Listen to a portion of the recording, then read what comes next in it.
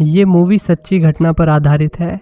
साल 2005 चाओनान शहर में एक वाइट कार अपने आगे वाली कार को पीछे से ठोक देती है। ब्लैक कार का ओनर कार से उतरा और इंश्योरेंस क्लेम के लिए डेंट की फोटो लेने लगा।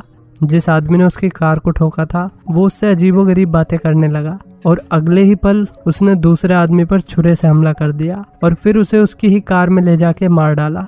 फोटोग्राफर से लाश बनने में इस आदमी को ज्यादा देर नहीं लगी। खैर, इसके बाद किलर अपनी कार में बैठ के निकल गया। अगले दिन कोरियन सिंघम ताइसूक क्राइम सीन पर पहुंचा। सुराग की तलाश में वो लाश को देखने लगा। फिर उसने कार के पीछे वाला हिस्सा देखा जहां डेंट पड़ा हुआ था। ताइसूक के हिसाब से एक अच्छी लीड हो सकती थी।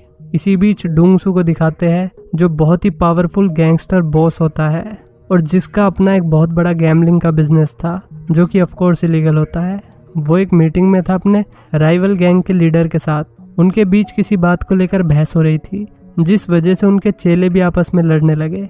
डोंगसू ने पहले तो अपने बंदे की गुद्दी लाल करी और फिर दूसरे बंदे के मुंह में हाथ देकर उसके दांत निकाल लिए और बोला कि जब बड़े बात कर रहे हैं तो तुम लोग की आवाज़ कैसे आ रही है।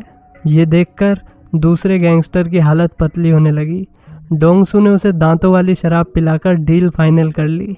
पुलिस स्टेशन में ताइसूक ने अपने बॉस को किलिंग से रिलेटेड कुछ एविडेंस दिखाए और बताया कि पिछले कुछ दिनों में हुए मर्डर्स का पैटर्न सेम है और उन्हें मारने के लिए भी सेम हथियार का इस्तेमाल किया गया है, जिसका मतलब ये हुआ कि ये किसी सीरियल किलर का काम है।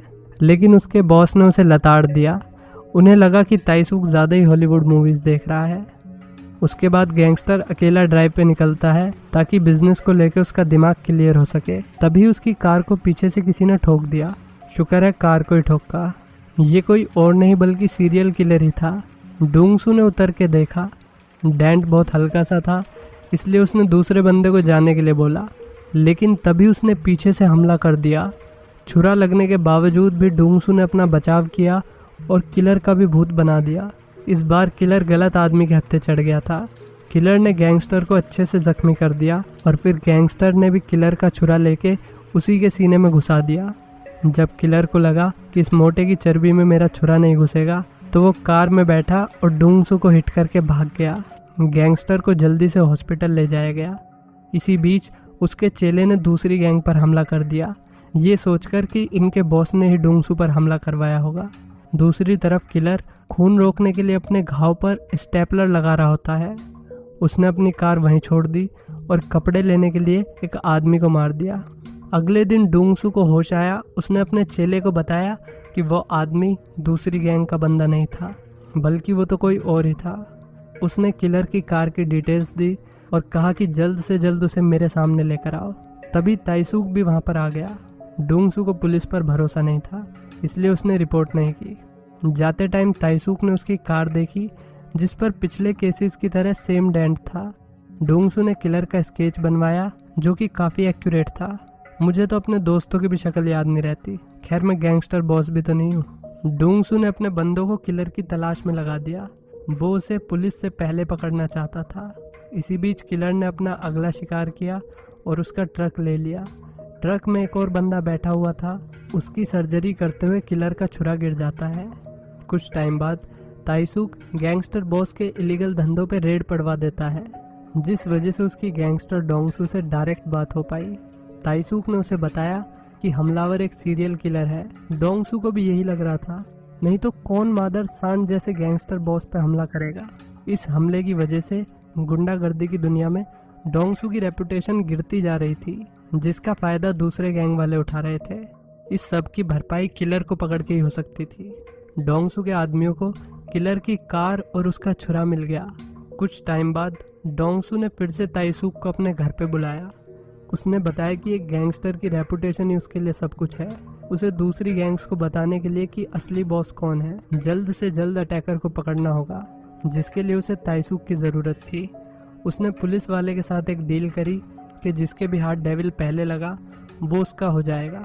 ताइसूक सोच रहा था कि वो किलर को पकड़ के कोर्ट ले जाएगा, जबकि डोंगसू से कुत्ते की तरह पीटना चाहता था।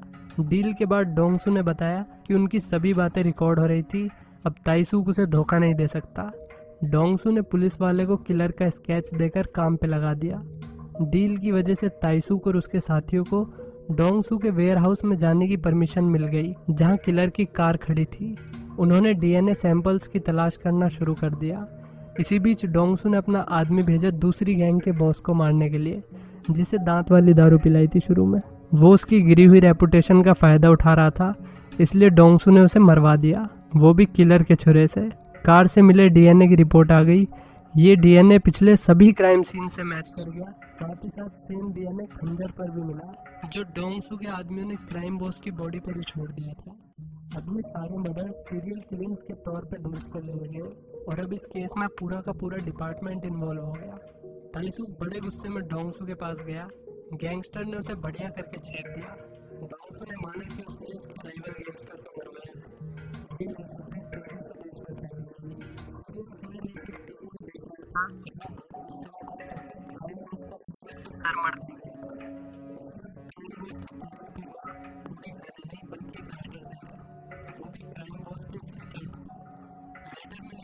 क्राइम बॉस की मौत मेरे छुरे से हुई है, लेकिन किसी और के हाथों। उसने डोंगसू की तरफ इशारा कर दिया जो यहीं पर बैठा हुआ था। उसी रात किलर ने फिर सेम पैटर्न में एक बंदा मार दिया। अगले दिन ताइसूक और डोंगसू सुराग की तलाश में लगे हुए थे। जैसे ही ताइसूक को स्टीयरिंग व्हील पर एक फिंगरप्रिंट मिला, तभी राइवलरी गैंग के आदमी वहां पर आ गए। उन दोनों ने एडी चोटी का जोर लगा के सबको धाराशायी कर दिया। इसके बाद सियोजिन ने ताइसूक को स्टीयरिंग व्हील से मिले फिंगरप्रिंट की रिपोर्ट दी। इस फिंगरप्रिंट वाले बंदे की मिसिंग रिपोर्ट पहले से ही दर्ज थी। ताइसूक उसके घर गया, जिसमें बहुत सारे ग्रीन टैंक रखे हुए थे। वहाँ पर और भी काफ़ी सारी चीज़ें थी, जैसे कि शैतानी किताब, दवाई की बोतलें। उसे सस्पेक्ट की फ़ोटो भी मिली जो डोंगसू के स्केच से मैच कर रही थी। वो तुरंत ऑफिस जाता है और इस आदमी के बारे में सारी जानकारी निकालने के लिए कहता है। दूसरी तरफ डोंगसू बिजनेस मीटिंग में था, जहाँ एक आदमी उसकी फिरकी लेने लगा, वो भी उसके सामने बैठ के। मरना तेरे को डर नहीं लगता? पहले तो डोंगसू हंसा, फिर उसने कस के चमाट मारा और मारता ही रहा जब तक कि वो आदमी मर नहीं गया। तभी ताइसूक ने उसे किडनैपर का वॉइस मैसेज भेजा और डोंगसू ने मैसेज सुन के कन्फर्म कर दिया कि यही सीरियल किलर है। किलर का नाम कांग योंग था। उसके बारे में थोड़ी जानकारी जुटाने के बाद पता चला कि बचपन में उसका बाप उसे खूब मारता था। सीरियल किलर बनने की पहली रिक्वायरमेंट ही ये है कि आपका बाप भी साइको हो। खैर, इसके बाद डोंगसू ने ग्योंग की फ़ोटो सभी में बांट दी और फिर उसकी पूरी गैंग उसे ढूंढने में लग गई। उन्होंने शहर का चप्पा चप्पा छान मारा, पर उन्हें कामयाबी हाथ नहीं लगी। एक दिन डोंगसू बस का इंतज़ार कर रहा था। तेज़ बारिश हो रही थी, इसलिए उसने अपनी छाता लड़की को ऑफर करी। पहले तो बच्ची ने मना कर दिया, पर डोंगसू के जोर देने पर उसने छाता ले ली। ताइसूक भी वहाँ पर आ गया और उस बच्ची से कहने लगा कि तुम्हें अनजान लोगों से सामान नहीं लेना चाहिए, वे बदमाश हो सकते हैं। बच्ची ने पलट के जवाब दिया कि मुझे तो आप ही बदमाश लग रहे हो। Solid reply. फिर वो डोंगसू को अम्ब्रेला के लिए थैंक यू बोलकर बस में बैठ गई। दरअसल किलर भी उसी बस में बैठा हुआ था, लेकिन किसी ने ध्यान नहीं दिया। शाम को गैंगस्टर्स और डिटेक्टिव साथ में बैठकर खाना खा रहे थे। तभी न्यूज़ में दिखाते हैं कि शहर में एक और मर्डर हो गया। टीवी में डोंगसू की अम्ब्रेला भी दिखती है। डोंगसू समझ गया कि ये वही बच्ची है जो उसे बस स्टॉप पे मिली थी। वे सभी तेजी में उठे और किलर की तलाश में हर मोटल, हर रेस्टोरेंट, साथ ही साथ बस के रूट को भी छान मारा। आखिरकार उन्हें एक मोटल मिल गया, जिसके ओनर ने कंफर्म कर दिया कि ये बंदा यहीं रुका हुआ है, लेकिन वो भी यहाँ पर नहीं था। वे सब उसका इंतज़ार करने लगे, जैसे शेर अपने शिकार का इंतज़ार करता है। किलर देर रात में आया। सभी लोग बेसब्री से उसका इंतज़ार कर रहे थे। जैसे इंडिया पाकिस्तान का मैच देखने के लिए लोग इंतज़ार करते हैं, वैसे ही इसका इंतज़ार हो रहा था। लेकिन तूफान से पहले के सन्नाटे को किलर ने भांप लिया और गाड़ी की स्पीड बढ़ाकर तेज़ निकल लिया। पुलिस वाले और गैंगस्टर्स की फौज उसके पीछे पड़ गई। एक बहुत लंबे और खतरनाक चेज के बाद 3 कार आपस में टकरा गई। किलर कार से निकल के भागने लगा। वे लोग भी उसके पीछे भागने लगे। उसे पकड़ने के चक्कर में वे तीनों अलग अलग हो गए। इसका फ़ायदा उठाकर किलर ने गैंगस्टर के चेले को मार दिया। गैंगस्टर डोंगसू के पास आया। मरने से पहले उसके चेले ने उसे बताया कि वो किधर भागा है। डोंगसू खून के धब्बों का पीछा करते हुए एक कैरियो के बार में पहुंच गया, जहां उसने देखा कि 2 लड़की गाना गाते हुए रो रही थी। वो समझ गया कि किलर अंदर ही है। किलर भी अंदर उसका इंतज़ार कर रहा था। डोंगसू ने दरवाज़ा तोड़ दिया और दरवाजे में से ही मार मार कर उसे अधमरा कर दिया। वो उसे चावल की बोरी की तरह खींच के ले जा रहा था। ताइसूक ने उसे आवाज़ दी पर गैंगस्टर ने उसे इग्नोर मार दिया। ताइसूक समझ गया कि उसे अब कुछ नहीं मिलेगा। डोंगसू उसे अपने वेयर हाउस ले गया। वहाँ उसने डेविल की खूब चिताई की, लेकिन वो बस बेहाव की तरह हंसता ही रहा। फिर डोंगसू ने उसके टुकड़े करने के लिए फरसा उठा लिया। तभी ताइसूक वहाँ पर आ गया। कार से टकराने की वजह से गैंगस्टर बेहोश हो जाता है और ताइसूक किलर को अपने साथ ले गया। वो उसे पुलिस स्टेशन ले आया, जहाँ सभी लोग सीरियल किलर को देखकर शॉक रह गए। अगले दिन पुलिस ने डोंगसू के धंधों पर मल्टीपल रेड मारी। दूसरी तरफ पुलिस स्टेशन में पुलिस वाला किलर से पूछताछ कर रहा था। पूछताछ के दौरान साइको एकदम शांत रहा, जबकि ताइसूक को गुस्सा आ रहा था क्योंकि उसके पास किलर के खिलाफ मजबूत सबूत ही नहीं थे। किलर ने केमिकल की मदद से अपने फिंगरप्रिंट भी मिटा रखे थे ताकि उसे मर्डर वेपन से जोड़ा ही ना जा सके। वो पहले से इस सब के बारे में सोच के चल रहा था। उसने सेम बातें कोर्ट में दोहराई कि मैं अबला पुरुष हूँ, हम लड़के हैं, हमारे साथ ऐसे ही होता है, मैं निर्दोष हूँ वगैरह वगैरह। जज भी उसे सज़ा देने में हिचकिचा रहा था। सभी विक्टिम्स की फैमिली यहाँ पर बैठी हुई थी। वे सिर्फ अब न्याय चाहते थे। फिर प्रोसिक्यूटर ने एक गवाह को बुलाया, एक लौता गवाह जो डेविल के हमले से बच गया था, डोंगसू। पिछली रात ताइसूक मदद मांगने के लिए गैंगस्टर के पास गया था। उसने कहा कि हम दोनों किलर को मारना चाहते हैं, तो इसके लिए हमें कानून का सहारा लेना चाहिए। उसने एक रिकॉर्डिंग भी प्ले करी जिसमें डोंगसू ने कन्फेस किया था कि उसने ही राइवल गैंग के लीडर को मारा है।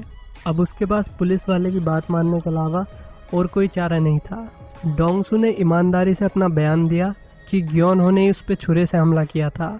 डिफेंस अटर्नी ने बीच में उंगली करते हुए बोला कि हम एक क्रिमिनल पे भरोसा कैसे कर सकते हैं। डोंगसू ने जवाब देते हुए कहा कि अगर ये तुम्हारे घर वालों को मारता तब तुम शायद ये बात नहीं कहते। इस सब के बावजूद किलर उस पर हंस रहा था। तब डोंगसू खड़ा हुआ और उसने अपनी शर्ट निकाल के पूरे कोर्ट को दिखाया कि उसने कहाँ कहाँ उसे छुरा मारा था। उसने स्केच भी दिखाया जो उसने हमले के ठीक बाद बनवाया था। डोंगसू ने किलर के हाथ से लिखा हुआ लेटर भी दिखाया जिसमें लिखा था कि खून मेरे ही छुरे से हुआ है। डोंगसू ने दूसरा हिस्सा फाड़ दिया था और आखिर में डोंगसू ने बताया, उस रात मैंने भी ग्योंगहो की छाती में छुरा घुसाया था, अभी भी उसका निशान होगा। और जब उन्होंने चेक किया तो निशान बिल्कुल वहीं था जहाँ गैंगस्टर ने बताया था। ये सब देखते हुए जज साहब ने किलर को मौत की सज़ा सुना दी और साथ ही साथ डोंगसू को भी जेल भेजने का आदेश दे दिया। लेकिन उसकी गवाही की वजह से उसकी सज़ा कम हो गई थी और ताइसूक को प्रमोशन मिल गया। डोंगसू जेल में जाता है जहां उसके सभी आदमी उसे झुककर सलाम करते हैं। दूर बेंच पे एक लकड़बग्गा बैठा हुआ था जिसे देखकर डोंगसू हंसने लगा।